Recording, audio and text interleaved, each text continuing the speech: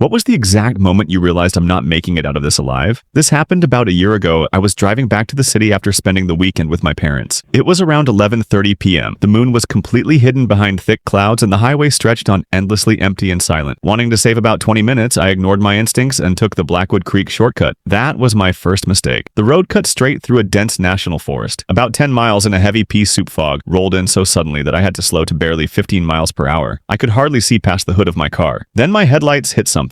A massive oak tree lay across the road, blocking it completely. I slammed on the brakes and sat there staring. At first I assumed it had fallen during a storm, until I noticed the edges. They were clean. That tree hadn't fallen. It had been chainsawed in place there. Panic surged through me. Every instinct screamed to get out. I threw the car into reverse and glanced at my backup camera. That's when my heart dropped. A matte black SUV was sitting directly behind me. No headlights, no running lights, nothing. It had been following me in complete darkness, waiting for me to hit the blockade I was boxed in. I grabbed my phone. No service. Then the SUV's door slowly creaked open. A man stepped out. He wasn't frantic or desperate. He wore a tactical vest, heavy boots, and carried a professional-grade crowbar. He didn't run. He walked toward my car with slow, terrifying confidence. The kind of walk that comes from knowing your prey has nowhere to go. I gripped the steering wheel until my knuckles turned white. I considered gunning the car into the ditch, but then I saw movement ahead. Two more figures emerged from the trees near the fallen oak, masked, silent, just standing there watching me like vultures. That was the moment it hit me. I'm not making it out of this alive. I remember thinking, this is how it ends. I'm going to be a cold case. The man reached my door and tested the handle locked. Then he raised the crowbar, and suddenly the entire forest exploded in blinding white light. A massive high-intensity spotlight from the ridge above flooded the road. A voice boomed through a megaphone. State police, drop the weapon and get on the ground.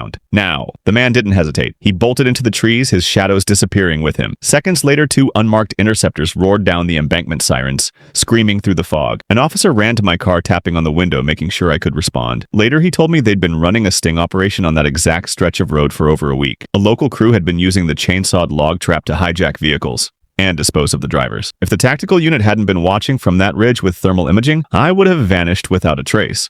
I don't take shortcuts anymore. I don't care if it adds 3 hours to the drive. I stay on the main road.